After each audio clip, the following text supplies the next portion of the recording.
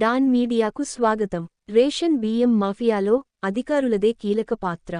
ఏలూరు జిల్లా చింతలపూడిలో చెలరేగిపోతున్న రేషన్ బియ్యం మాఫియా అక్రమ రవాణా. డాన్ మహేష్ భారీ ఎత్తున రేషన్ బియ్యం అక్రమ రవాణాకు పాల్పడుతూ చింతలపూడి ప్రాంతంలో ఏపీ 05 టీం 4455 అనే ఐసర్ వ్యాన్ నంబర్తో పాటుగా పలు వ్యాన్లలో యథేచ్ఛగా రేషన్ బియ్యం అక్రమ రవాణాకు పాల్పడుతున్న వైనం.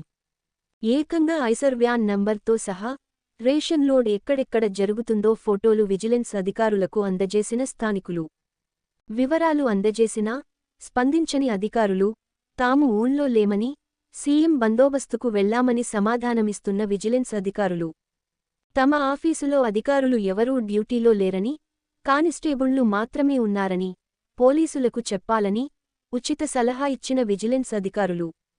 ప్రభుత్వ ప్రజా పంపిణీ రేషన్ బియ్యం యథేచ్ఛగా అక్రమ రవాణా అవుతుంటే ఆ విషయాన్ని తెలియజేసినా చేష్టలుడిగి చూస్తుండటంతో పాటుగా పోలీసులకు చెప్పండని ఉచిత సలహాలు ఇస్తున్న విజిలెన్స్ అధికారులు వైఖరిపై విమర్శలు వెల్లువెత్తుతున్నాయి. ఆదివారం తూర్పు గోదావరి జిల్లా ఆలమూరులో అక్రమ రవాణా జరుగుతున్న రేషన్ బియ్యం పట్టివేత. ఇంత దారుణంగా యథేచ్ఛగా రేషన్ బియ్యం అక్రమ రవాణా జరుగుతున్నా ఉమ్మడి పశ్చిమ గోదావరి జిల్లా విజిలెన్స్ అధికారులు నిమ్మకు నీరెత్తినట్లు వ్యవహరించడం వెనుక ఆంతర్యం ఏంటనేది తెలియాల్సి ఉంది.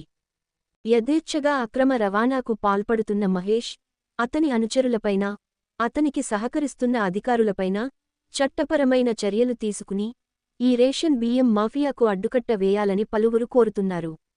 విశ్వసనీయ వార్తల సమాహారమే మన డాన్ మీడియా.